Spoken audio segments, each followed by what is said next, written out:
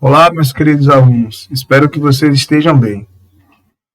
Estou mais uma vez efetuando a gravação de um vídeo para enriquecer nossas aulas em sala. Espero que vocês possam compreender. É uma lista que eu elaborei com bastante cuidado, como sempre, colocando poucos textos, palavras claras, diretas, para que seja atingido o aprendizado. É um conteúdo que está presente nas avaliações do Enem, inclusive é um dos que mais aparecem se vocês forem pesquisar o raio-x do Enem, né? Tem início com eletrostática, aí vai para eletrodinâmica, certo? Aí questão de circuito elétrico, que nós vamos trabalhar, vamos chegar lá, tá bom? Introdução. O estudo da eletricidade teve início no século VI AC. AC, para quem não sabe, A é antes e C é Cristo. Ou seja, a eletricidade começou a ser estudada bem antes da vinda de Cristo. Com quem? Com o filósofo e matemático grego Tales de Mileto. Esse Tales de Mileto aí, provavelmente vocês já ouviram falar dele lá na matemática, né? Se eu não me engano, é o conteúdo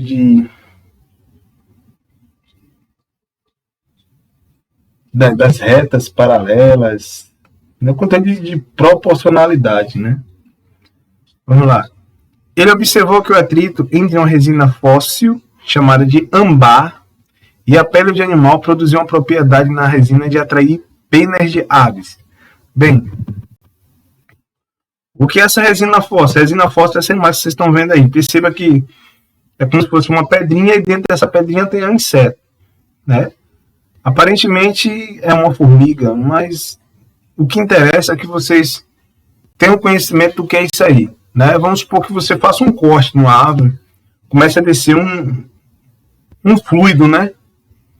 E esse fluido, ele com o tempo, ele vai endurecendo. E esse fluido da árvore, chamado de seiva, se entrar em contato com um tipo de inseto, como vocês estão vendo aí, esse inseto é coberto por esse fluido. Esse fluido, com o tempo, ele vai se enrijecendo, né? Vai ficando cada vez mais duro até virar essa pedrinha aí. Aí é chamado de ambar, né? Esse ambar do português, lá no grego, é conhecido como elétron, né? Então eles pegavam essas resinas aí, essas pedrinhas de resinas, pegavam os seus, digamos assim, vestimenta de pele de animal, atritava, né? E ao atritar, aí aproximadamente pequenas penas, essas penas eram o quê? Puxadas, né? Por causa da diferença de carga. Existe um experimento que geralmente eu faço em sala, da caneta e pequenos pedaços de papel, certo? É um experimento interessante, né?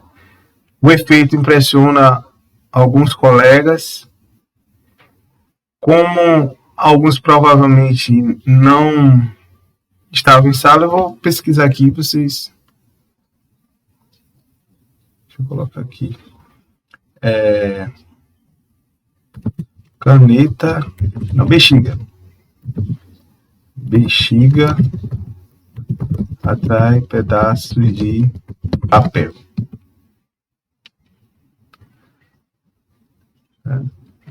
Quero que um que seja mais. Um que seja breve, certo?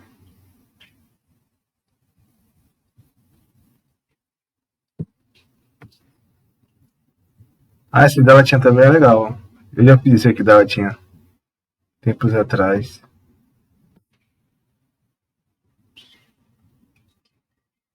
O pente também é bacana. Bem, eu vou fazer esse rapaz aqui mesmo. Tá bom?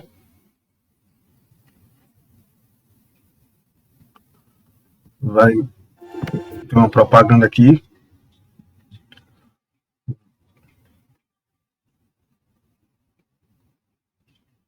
Pular. Tudo beleza, tudo certinho. Vou dar uma avançada aqui, Não, ó. acontece. Tá bom, ó. Primeiramente, perceba Bom, que agora, o que eu a vou fazer? propriedade elétrica de atrair pequenos pedaços de papel ainda não está presente, porque ainda não houve atrito.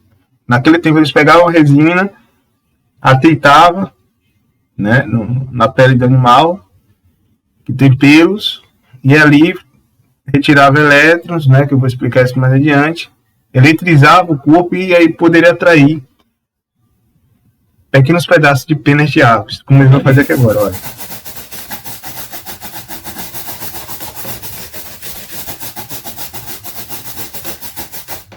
E agora aproxima. Tá vendo? Interessante, né? Muito Bem bem. simples de ser executado em sala. Eu fiz, inclusive, hoje. Beleza? Continuando. Em 1729, o físico inglês Stephen Gray conseguiu conduzir a eletricidade de um corpo para outro através de fios de linho e verificou que alguns materiais conduzem bem a eletricidade, chamados de condutores, e outros não, isolantes. Perceba que ele está aqui pendurado, né? Muito provavelmente o corpo dele está eletrizado, e aqui, digamos que sejam pequenos pedaços de papéis, né? Ou então penas, né? Que está sendo atraída por ele, pelo corpo dele, porque ele está eletrizado.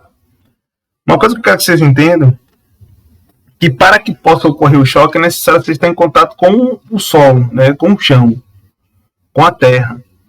Tanto é que provavelmente a mãe ou o pai de vocês fala assim como você vai trocar a lâmpada, né?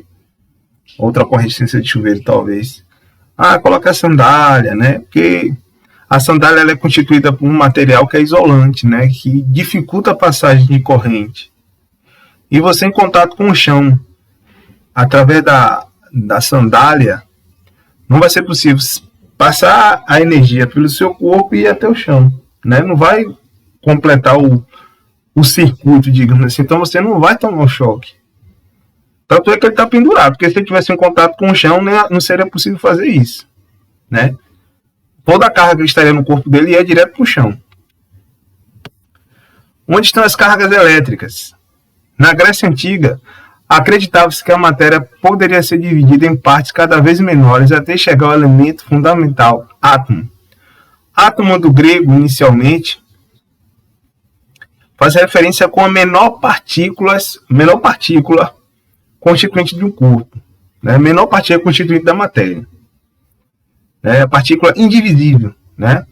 Eles chegaram a essa ideia ao estar na beira da praia. Aí eles olharam ali, né? Aquela costa, né? De muita areia, assim, aquela coisa bonita, paradisíaca. Eles olharam assim, olha que coisa linda, coisa maravilhosa. O que é que construiu isso, né? Aí pegou um punhado de areia, né? E observou. Aí viu que pequenos grãozinhos, né? Que no caso é areia. Então eles começaram a imaginar, olha, isso aqui é constituído por essas pequenas partículazinhas aqui, que não conseguem mais se dividir, então todos nós somos assim.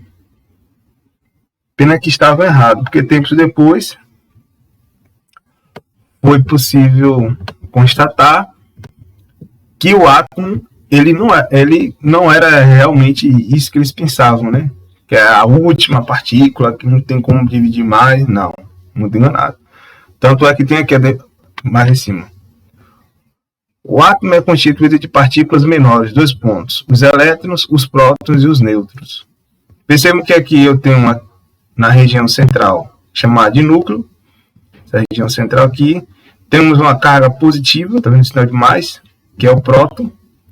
E outra carga aqui que não tem sinal nenhum, que é o nêutron. Então aqui no núcleo temos o próton e temos o nêutron. E ao redor, dando voltas, né, trajetórias elípticas, tem-se o elétron, né, que é essa carga negativa aqui. Okay? Então aí essa ideia que eles tinham de que não tem como dividir o átomo, a menor partícula possível que pode ser na natureza, estavam totalmente equivocados. Mas por que ainda usa isso hoje? Porque se tornou algo cultural, né? Aí você tem que modificar tudo isso, anos de pessoas que já aprenderam assim, então vai dificultar muito. Então vamos deixar com o mato mesmo, bola para frente. A carga elétrica elementar, representada pela letra E, foi medida pelo físico Robert Millikan no século XX. Que coisa, hein? Século 6 a.C., agora século 20 depois de Cristo. Imagine aí quantos séculos tem. Vamos lá. Elétron, perceba que tem um sinal negativo aqui, porque elétron é o quê? Uma carga negativa. 1,6 vezes 10 elevado a menos 19 coulomb.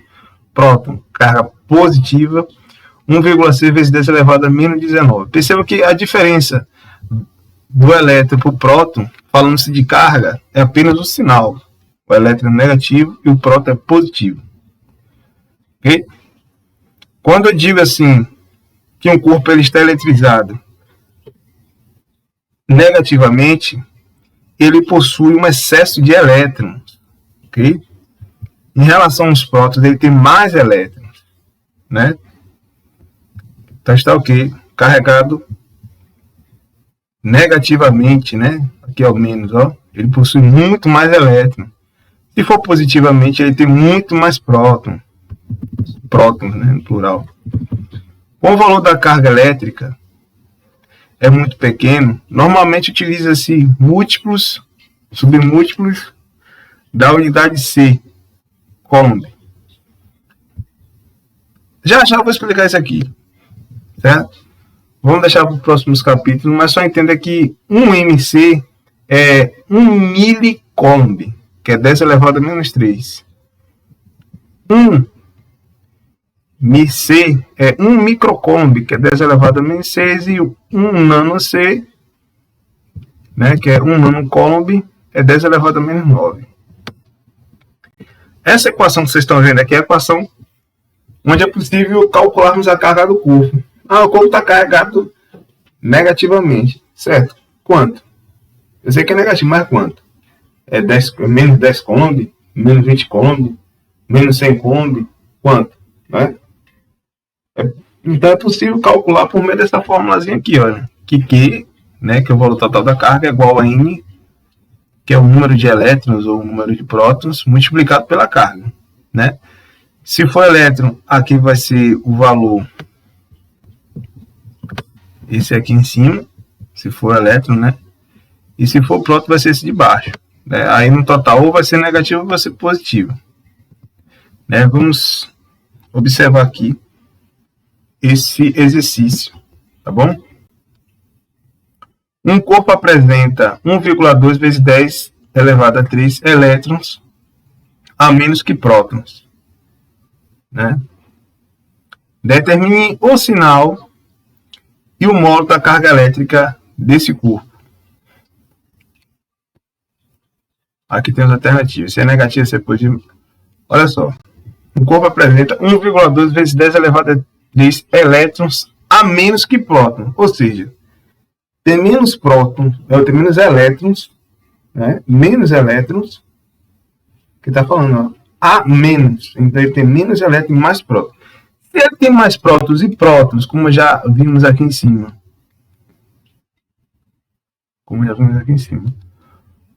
o próton, ele tem carga positiva, já podemos analisar as alternativas, né?